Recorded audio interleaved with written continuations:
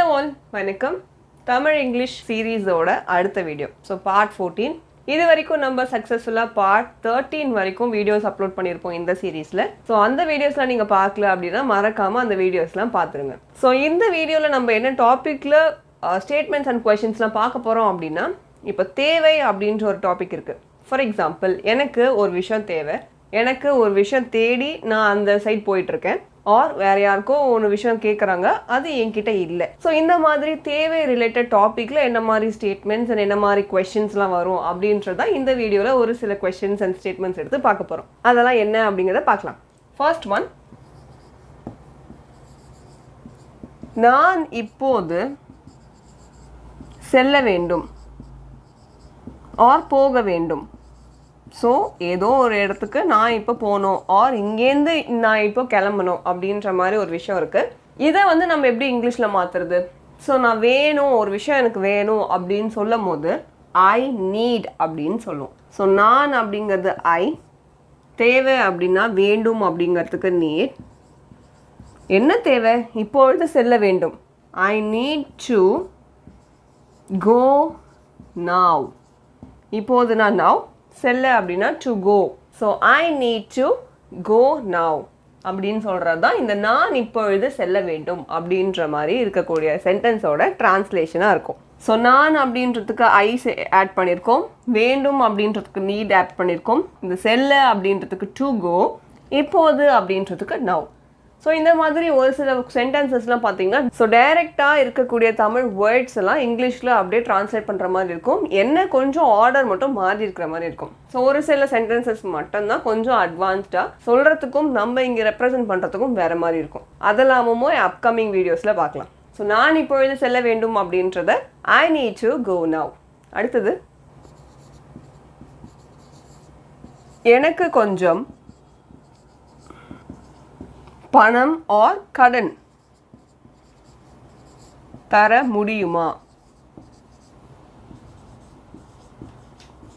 இந்த கொஸ்டினை நம்ம எப்படி இங்கிலீஷில் கேட்கறது? எனக்கு கொஞ்சம் பணம் தர முடியுமா ஆர் எனக்கு கொஞ்சம் கடன் தர முடியுமா? இந்த மாதிரி ஒரு கொஸ்டின் இருக்குது. இதை வந்து நம்ம எப்படி இங்கிலீஷில் மாற்றுறது?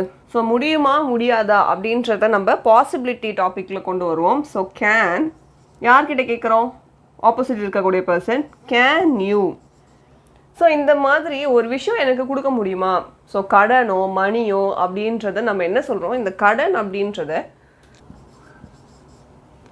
lend me some money அப்படின்னு சொல்லலாம். ஸோ கடனாக தான் கேட்குறாங்க. ஸோ அப்போது நம்ம ஏதோ ஒரு விஷயம் கடனாக கேட்கறதுக்கு இந்த இடத்துல நம்ம பணத்தை தான் கடனாக கேட்குறோம். So can you lend me some money அப்படின்ற மாதிரி கேட்கணும். ஸோ எந்த விஷயத்த நீங்கள் வந்து கடனாக கேட்க போகிறீங்களோ, can you lend me some, அந்த பர்டிகுலர் விஷயத்த நீங்கள் கேட்கலாம். ஸோ இதுதான் எனக்கு கொஞ்சம் கடன் தர முடியுமா அப்படின்றத can you lend me some money அப்படின்ற மாதிரி கேட்கலாம். அடுத்தது, நான் கழிப்பறையை தேடிக்கொண்டிருக்கிறேன். ஸோ நான் கழிப்பறையை தேடிக்கொண்டிருக்கிறேன் அப்படின்னா இந்த கழிப்பறை அப்படின்றத நான் தேடிட்டுருக்கேன் அப்படின்னு சொல்கிறது. ஸோ ப்ரெசண்ட்டாக தான் தேடுறேன். ஸோ ஐ ஆம், தேடிட்டுருக்கேன் அப்படின்றத நம்ம லுக்கிங் ஃபார் அப்படின்னும் சொல்லலாம், இல்லைனா சர்ச்சிங் ஃபார் அப்படின்னும் சொல்லலாம். என்ன தேடிட்டுருக்கேன்? For a rest room.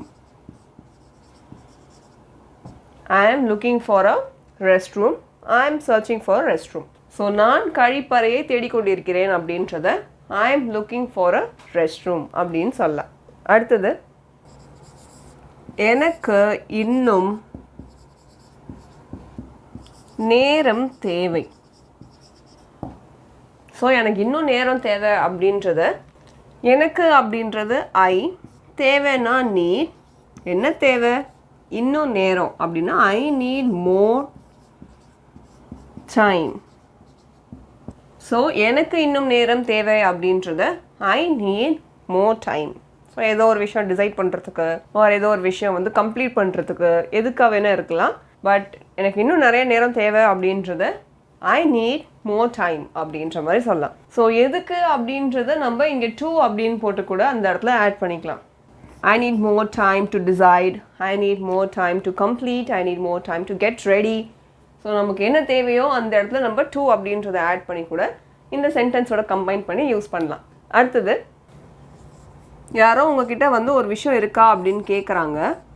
நீங்கள் அதுக்கு என்னிடம் அது இல்லை அப்படின்னு சொல்கிறீங்க. இதை எப்படி இங்கிலீஷில் சொல்வீங்க? ஸோ என்னிடம் அது இல்லை அப்படின்னா என்கிட்ட அது இல்லை. அப்போது ஐ டோன்ட் have it அப்படின்னு சொல்லணும். ஐ டோன்ட் ஹேவ்ன்றது இருக்கா அப்படின்ற மாதிரி இருக்கு. ஸோ என்கிட்ட அது இல்லை அப்படின்றதுக்கு ஐ டோன்ட் ஹேவ் அப்படின்னா என்கிட்ட இல்லை அப்படின்னு சொல்கிறது. ஐ டோன்ட் ஹேவ்னா என்கிட்ட இல்லை, என்ன இல்லை, அது இல்லை. So I don't have it அப்படின்ற மாதிரி எழுதணும். ஸோ இந்த வீடியோவில் நம்ம தேவை அப்படின்ற ஒரு டாப்பிக்கில் என்ன மாதிரி பேசிக் கொஷின்ஸ் வரும் அண்ட் அதுக்கான ரிப்ளைஸ்லாம் என்ன வரும், அதுக்கான ஸ்டேட்மெண்ட்ஸ்லாம் எப்படி கன்வெர்ட் பண்ணணும் அப்படின்றத இந்த வீடியோவில் பார்த்துருப்போம். ஸோ இதே மாதிரி வேறு ஏதாவது பர்டிகுலர் டாப்பிக்கில் உங்களுக்கு வீடியோ வேணும்னு நினச்சிங்கன்னா அதை எங்ககிட்ட காமெண்ட்டில் சொல்லுங்கள். அண்ட் இது வரைக்கும் நீங்கள் காமெண்ட்டில் மென்ஷன் பண்ணியிருந்தது எல்லாமே நாங்கள் 1 by 1 அப்லோட் பண்ணிகிட்டே வரோம். சப்போஸ் நீங்கள் கேட்ட காமெண்ட்டில் வீடியோ இன்னும் வரல அப்படின்னா தயவு செஞ்சு வெயிட் பண்ணுங்கள். அதுக்கு ஏதாவது நாங்கள் ரியாக்ட் பண்ணியிருப்போம்.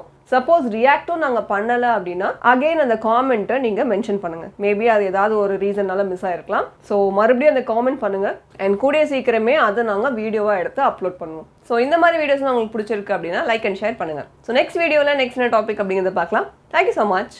நன்றி.